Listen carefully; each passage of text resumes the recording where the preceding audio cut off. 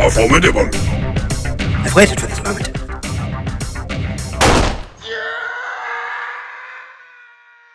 Welcome to the motherfucking lady. We're covering today's top boxing news.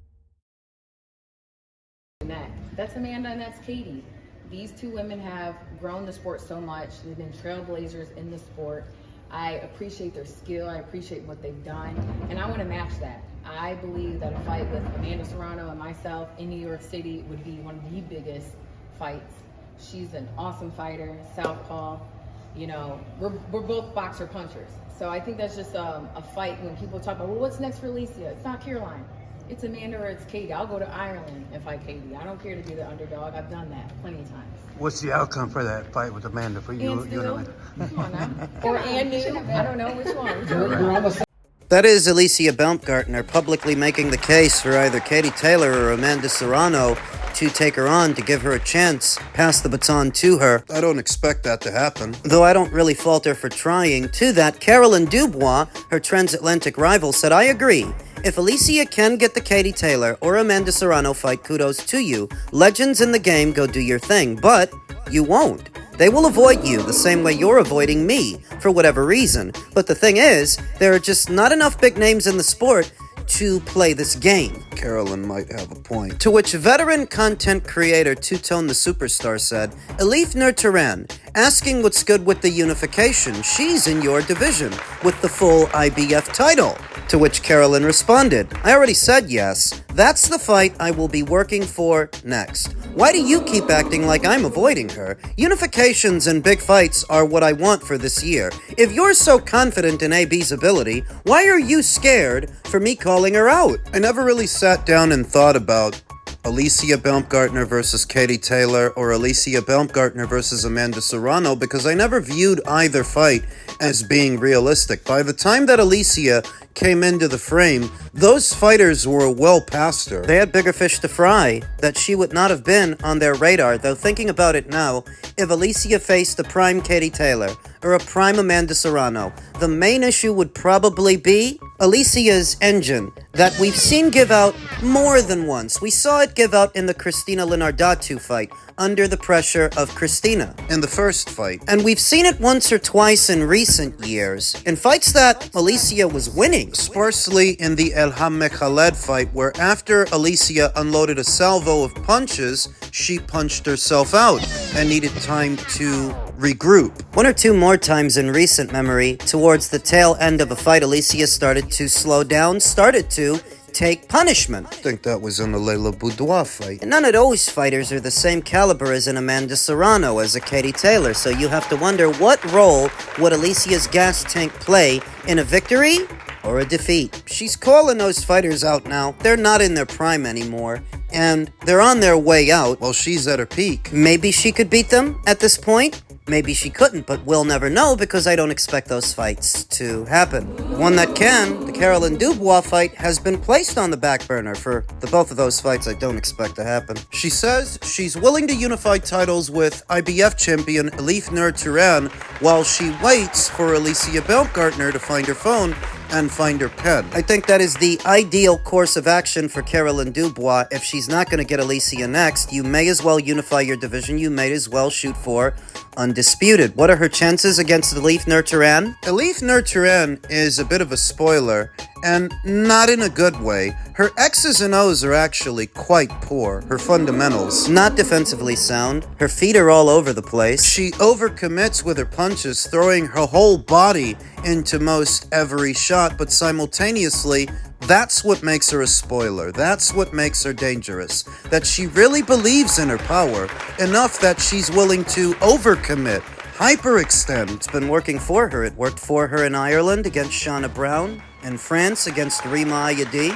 It worked against Olympic amateur standout Beatrice Ferreira, then IBF champion. So could it work against Carolyn Dubois? You know that it actually could. For the same reason it worked against Beatrice Ferreira. Alycia Turhan is not a fighter that's going to sit there fencing and fiddling with you as the rounds progress, waiting for the green light, the okay, to bring a big backhand over. No, she's going to go for it. It's very unconventional, awkward style that may throw a more textbook fighter off. Because Alycia Baumgardner is so uncoordinated, so wild, to a textbook boxer creates a very awkward situation. So, you could give Alycia Baumgardner decent odds in the fight, though I think if it were to get made, the odds makers would have Carolyn as the favorite. Even though that's the most dangerous fight for Carolyn at 135, right now it is, the bookies would have her as the favorite. But if Alycia Baumgardner were to catch her with one of those big looping shots, one of those wild punches, I do think that Alycia can hurt her.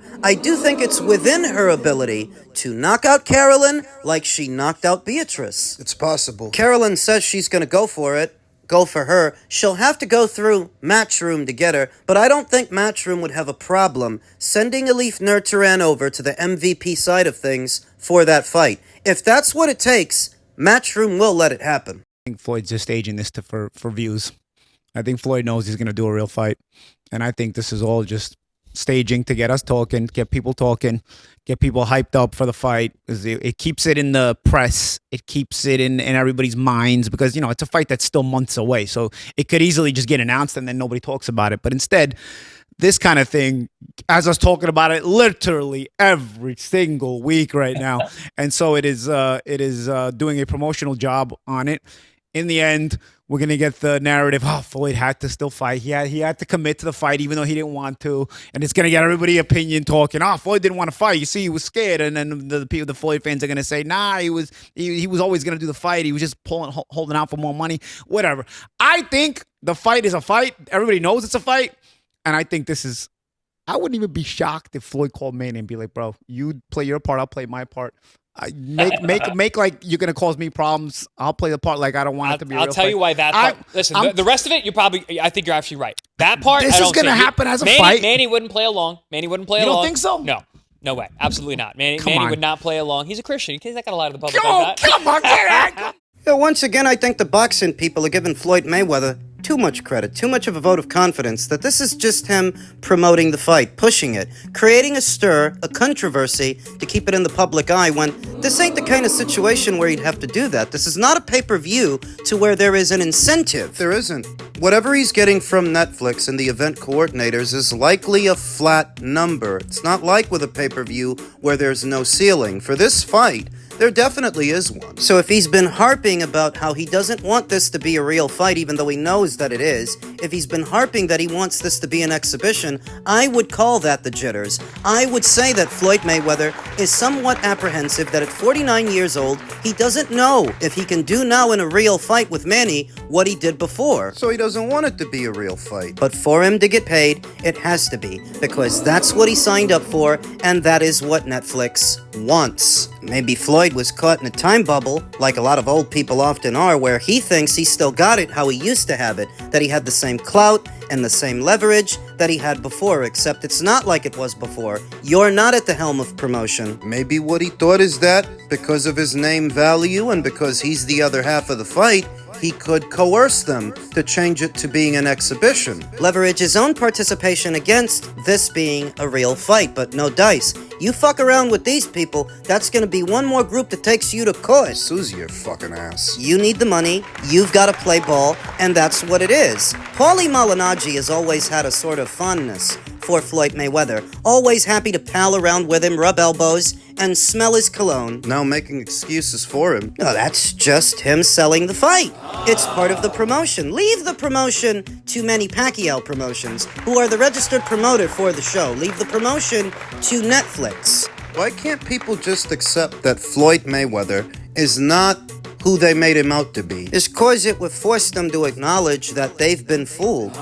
They were wrong. Guys like us, the ones that was right. You got a lot of people right now harping about Dana White and Zuffa Boxing's entry into the space on the premise that they're gonna mistreat the fighters and jerk the fighters, rob them of their money. When if that's what you guys really cared about, Al Heyman robbing Floyd Mayweather would be the biggest story in boxing. It would be the biggest story in all of organized sports. The reason that it's not is you don't want to admit that you were wrong. You were wrong about Floyd. You were wrong about Al. Floyd's got the business acumen of a jar of pickles. And Al Heyman is every bit the thief and the scam artist that guys like me said he was. That he was robbing Floyd I said that years ago. Where does the money come from to finance a lot of these PBC shows when their budget was cut by Fox and it was cut by Showtime?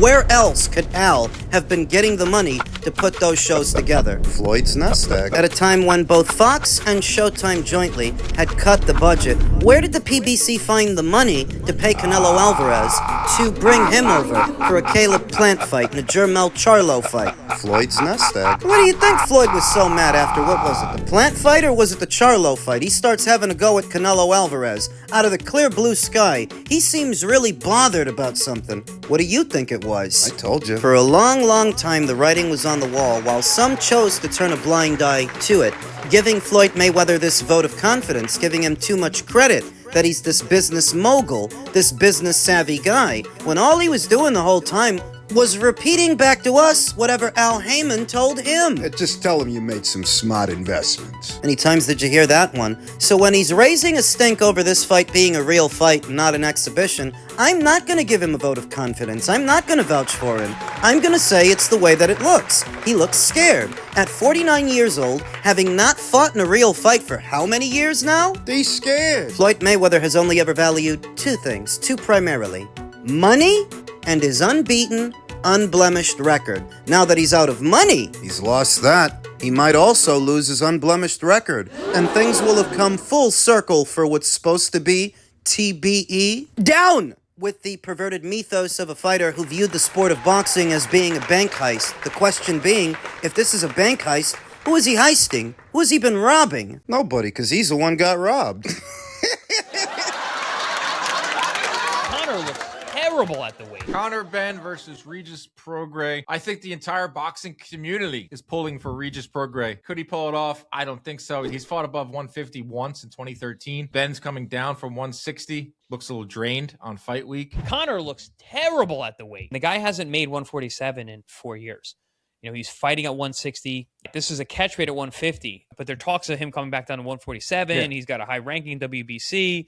He's now with Zuffa that doesn't have tweener weights. So he's kind of between a rock and a hard place. You're fighting at 150 for this fight, and you've got a high ranking of 47, but making 150 seems like he's having a lot of problems. A problem I addressed well over a year ago, as soon as the Chris Eubank Jr. fight at middleweight became a priority. Careful that you're not sacrificing too much to get in the ring with Chris Eubank Jr., because once you do, getting back to 147 will be difficult. Both boys have weighed in. Regis Prograis came in at about 148.1, where Conor Benn came in at 149.6. Just a little over 2 pounds above the welterweight limit. It doesn't seem like a lot, 2 pounds, but when you get a look at Conor Benn and the condition of him, how sunken in his face is, how sunken in his eyes are. You ought to be dragged in the street and shot for that blonde mop top. Yeah, that's really not helping it. Conor's hair situation, that he's gone ahead and poured peroxide in it to be a British version of Cisco. Simon Phoenix. The point is that he looks terrible. He doesn't look like he made this weight comfortably, and he's still 2 pounds over what he would need to weigh to make welterweight. Still making his way down. It's not gonna be easy. Ahead of the fight, I saw Conor Benn say, "I don't think winning a world title will trump that night. Family pride, family legacy, family feud, and generations." It felt like the country came to a standstill for those two fights. His 2 fights with Chris Eubank Jr.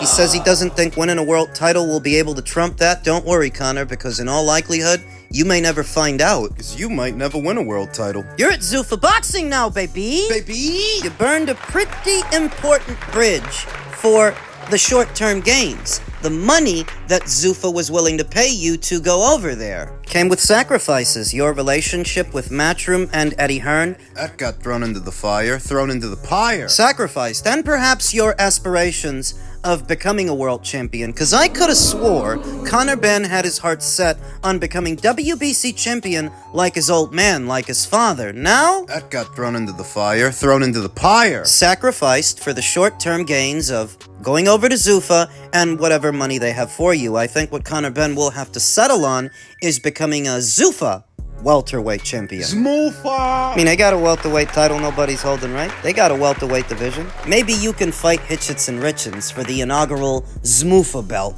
that might be how the cookie crumbles for Conor Benn beyond this weekend, though should we be worried, or should he be worried, that getting down to 150 was too difficult and Regis Prograis might get him? I don't think so.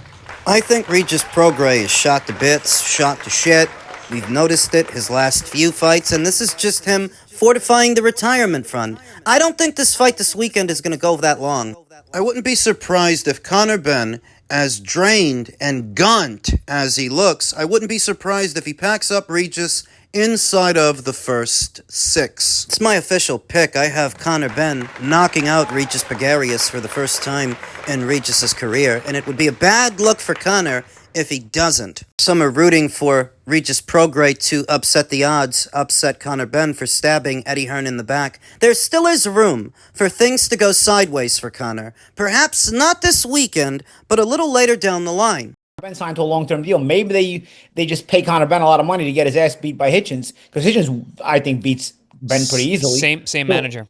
So same manager. I mean, so I don't know. Does that mean it's in-house, or does that mean they don't fight? I mean, I would assume they don't fight, but I don't know, because we also don't know what's coming down the pike in terms of the talent that's being signed. Whereas the manager of both Benn and Hitchens is probably aware of who's coming down, and they're working this out in advance to sign, certain guys that he can fight that can actually have some name recognition. Where Chris Algieri is skeptical that Conor Benn might fight Richardson Hitchens because they're both managed by Keith Connolly, under normal circumstances that would be a hindrance, but these are not normal circumstances. This is Zmufa. I think they paid Conor Benn $15 million just to use him once. He's going to be over there for the foreseeable future.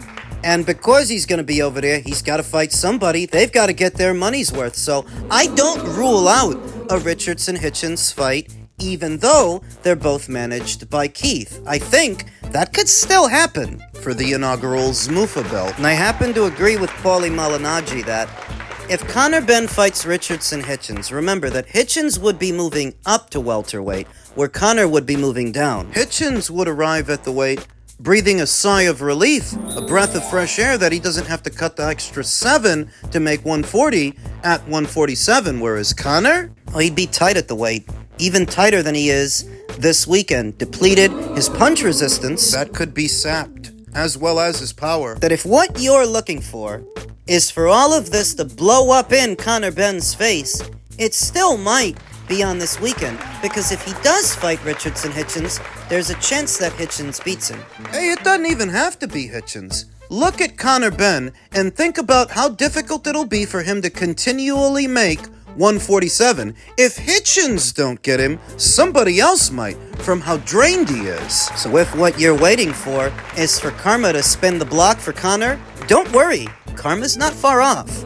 Though for now, and as far as this weekend's fight, this weekend's co-main event, no surprises. I expect Conor Benn to wrap up Regis Baumgardner in a few rounds, somewhere inside the first 6.